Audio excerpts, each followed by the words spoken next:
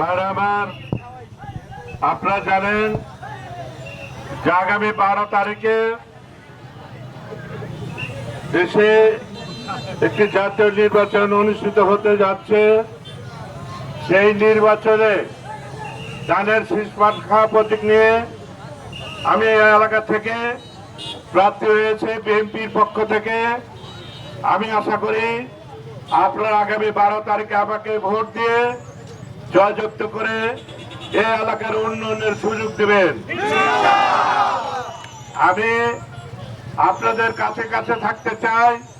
আমি দীর্ঘদিন রাজনীতি করেছি শুধু আপনাদের জন্য, আপনাদের দাবি, আপনাদের অধিকার, আপনাদের উন্নয়ন, আপনাদের শিক্ষা প্রতিষ্ঠান, স্কুল কলেজ এবং মেডিকেল হসপিটাল সব বাস্তবায়নের লক্ষ্যে আমি দীর্ঘদিন রাজনীতি করে আজকে আমি আপনাদের পাশে দাঁড়িয়েছি শুধু আপনাদের চাহিদা মেটানোর জন্য।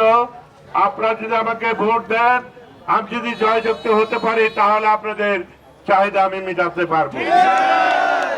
এলাকায় কোনো মাদক বিক্রেতা, কোনো মাদক কারবারি, কোনো সন্ত্রাসী ইনশাল্লাহ আগামী নির্বাচনের পরে যদি এলাকার এমপি হতে পারে 48 ঘন্টার মধ্যে ঢাকা 5 আসনে মাদক কারবারিরা বিদায় নিতে হবে। আমি আরেকটা কথা বলতে চাই যে আমরা রাজনীতি করেছি, একমাত্র ঢাকা 5 আসনে কোন প্রতিশোধমূলক রাজনীতি আমরা করি নাই। আজকে সারা 5 আগস্টের পরে সারা বাংলাদেশে বিচ্ছিন্ন বিভিন্ন ঘটনা ঘটেছে, বিভিন্ন শিল্প কারখানা লুট হয়েছে, বিভিন্ন আমাদের প্রতিপক্ষ যেটি দল ছিল আওয়ামী লীগের বাসায় বাসায় ব্যবসা প্রতিষ্ঠানে আগুন দেওয়া হয়েছে, কিন্তু একমাত্র আমাদের ঢাকা 5 আসনে আমার নির্দেশে একটা আওয়ামী লীগ পরিবারের উপর হামলা হয় নাই এবং একটা আওয়ামী লীগ পরিবারের উপর কোন হত্যাকাণ্ড ঘটে নাই, কোন লুণ্ঠন হয় নাই, কোন অত্যাচার হয় নাই। তাই ভাইরা আমার, রাজনীতি অধিকার সবারই আছে। আমি নির্বাচনকে সামনে রেখে বলতে চাই, আপনাদের সাথে আমাদের কোনো প্রতিহিংসার রাজনীতি আমরা করব না। আপনারা আমাদের সাথে দলমত নির্বিশেষে আপনারা ঐক্যবদ্ধভাবে আপনারা ধানের শীষ মার্কায় ভোট দিয়ে জয়যুক্ত করবেন। এমন দলকে জয়যুক্ত করবেন না যারা ইসলামের দোহাই দিয়ে তারা জান্নাতের টিকিট বিক্রি করে ভোটের নামে, তারা বেহেশতের টিকিট বিক্রি করে, তারা রসুলকে খাটো করে দেখে তারা এদেশের মানুষের ইমান আমলকে নষ্ট করার অপচেষ্টা চালাচ্ছে।